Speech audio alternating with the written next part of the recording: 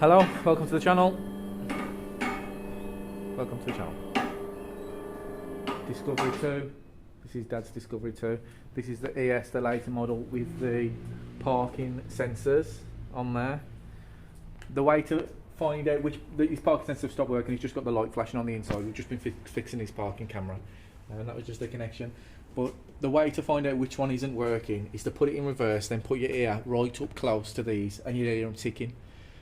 It's a really fast, like quiet ticking noise, but you'll hear them ticking.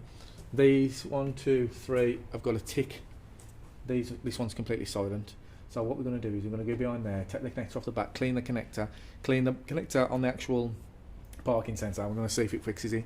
If it fixes it, perfect. If it doesn't, it probably needs a parking sensor, which we'll get, and that should fix it. So we'll do that. Oh, there's the parking sensor right in the corner up there.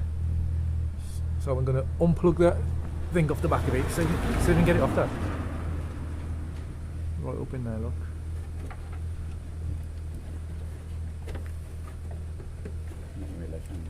No, it's a tight space up there, to be honest, but we'll try and... Got a click on it. It will have, won't it?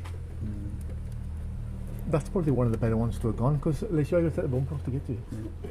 I just need to see where the clip is. Let's see if I can do it.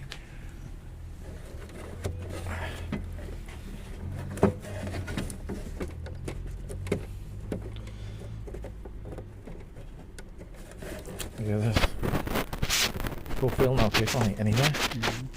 Oh, that might be... There, we got it. So, got the connector off there. I mean, they are waterproof, so you'd expect it to be alright, but it's worth... It could just be dirt off. It's worth giving it a spray. I don't know how it's held on the back of there. It's like on a spring, look. Is it? Oh yeah. We'll spray that anyway. We'll have a look at the back connector. We'll see if we can get the parking sensor out to spray. We'll see what happens there. I'll try it.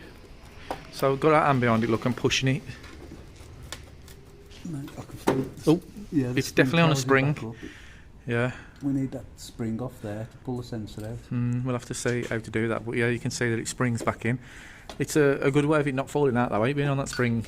Yeah. It's going to drop out. Better than on the Volvo, that Yeah. fell out. So I was just glued onto the bumper, so we've got a little hole here.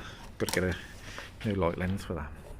But we'll try and get this out, and we'll show you how to get it out once we've got it out.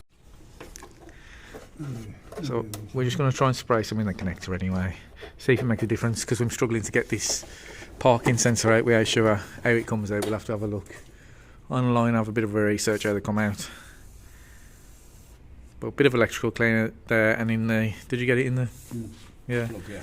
And we'll plug it back in, and we'll see what it does, see if it makes a noise. Even if it don't make a noise, I can try and pick up on the camera the noise they do make, so you know how to find which one's broken. So we'll try that. Right, so we've plugged that back in after cleaning the connection. We don't know if it'll make a difference. We'll turn it on and see what happens. If it does, it does. If it doesn't, it doesn't. But we'll see if we can pick up the sound that the ones make that do work, if that one doesn't. That's the fuel pump, so we'll just wait for that to stop, because we've just changed the fuel filter, and then we'll hear it. So unfortunately it's made no difference cleaning it. It looks like it will need a new one, but at least you know how to diagnose them. Let's see if we can hear the ticking on this one. I don't know where the microphone is on this. I think that's it. But if you put your ear up against it, you should hear some ticking.